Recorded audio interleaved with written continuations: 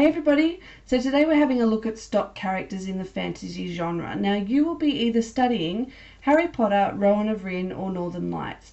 And what I am going to use today is Harry Potter because obviously it's my favourite. So first a quick look at where stock characters come from, or where the idea comes from. So Aristotle was an ancient Greek philosopher.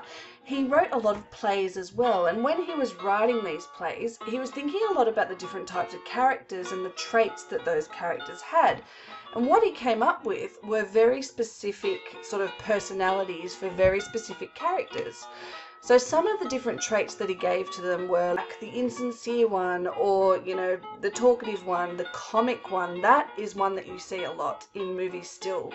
The stingy one, the coward, oligarchical one, the one who really wants a lot of power. So we see all these sort of traits come out, and usually stock characters will only have one or two of these traits. They're not hugely complicated characters. Okay, so a stock character is a stereotypical fictional character in a work of art such as a novel, play, film or a movie who audiences recognize in a particular literary fashion or tradition. For instance, in a whole bunch of films or in a whole bunch of books, usually you'll have a bad guy, you'll have a good guy, you'll have someone who's really clever and is able to sort of solve a whole bunch of problems. You might have the sidekick who, for instance, in Harry Potter is Ron, and he's kind of does silly things, so he's really funny at the same time. You might have a damsel in distress, say in fairy tales. They're a stock character. So it's kind of not the same character in every text, but they have the same traits. So you've got Lord Voldemort. He's an oligarchic character. He wants power for just the few.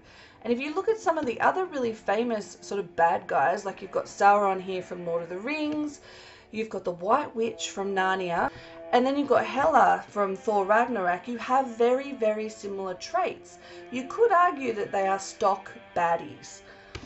However, we also have characters that seem to be stock characters or stock bad guys and then surprise us in the end. So Snape is not a stock character. He is not stereotypical, because all the way through, even though we hate him, at the very final moment we see that he is not a real bad guy. So we can argue that he is not a stock character. And that brings us to the Sorting Hat. We've got to have a look at how some of these traits exist within characters and books. And one of the ways that J.K. Rowling shows us how her characters, or some of them are quite stock characters, is by using the Sorting Hat. Draco Malfoy.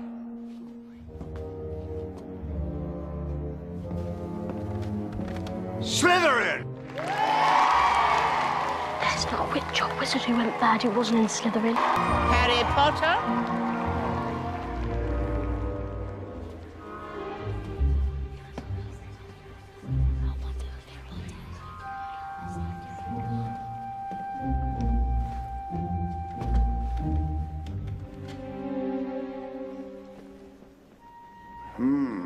Difficult, very difficult. Plenty of courage, I see. Not a bad mind either. There's talent, oh yes, and a thirst to prove yourself.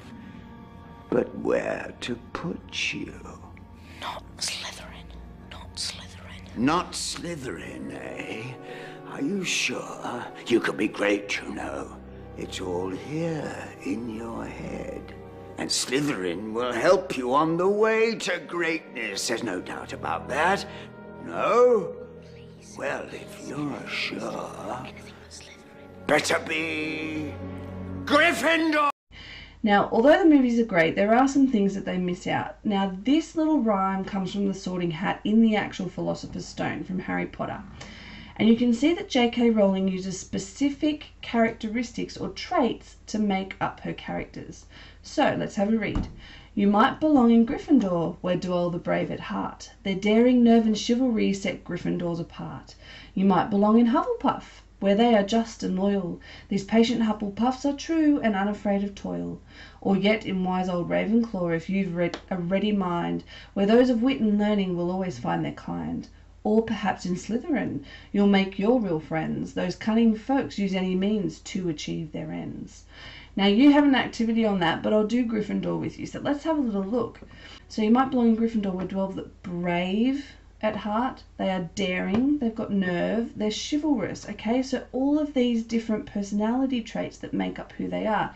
And you find a lot of those traits are similar in characters across a lot of films and books. So now I want you to pause this video and I want you to have a look at some of the questions on the sheet and see if you can finish some of that before you move on. Final thing for this video. What characteristics do the characters in your story show? So can they be like a Gryffindor? 10 points for Gryffindor! Are they a Slytherin? Miss Granger.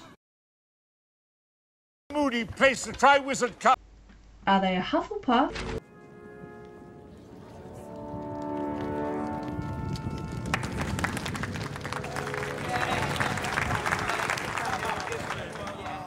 Or are they a Ravenclaw?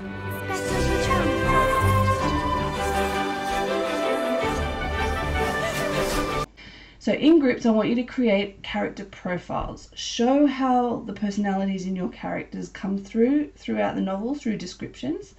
And down here, I want you in your group to think about how some of the characters could be less stereotypical. How could you make them more interesting? Why is it important, do you think, to have diverse and different characters and try and get away from some of those stock characters? So that's your job now in your groups. Good luck to you, and I will speak to you about this afterwards.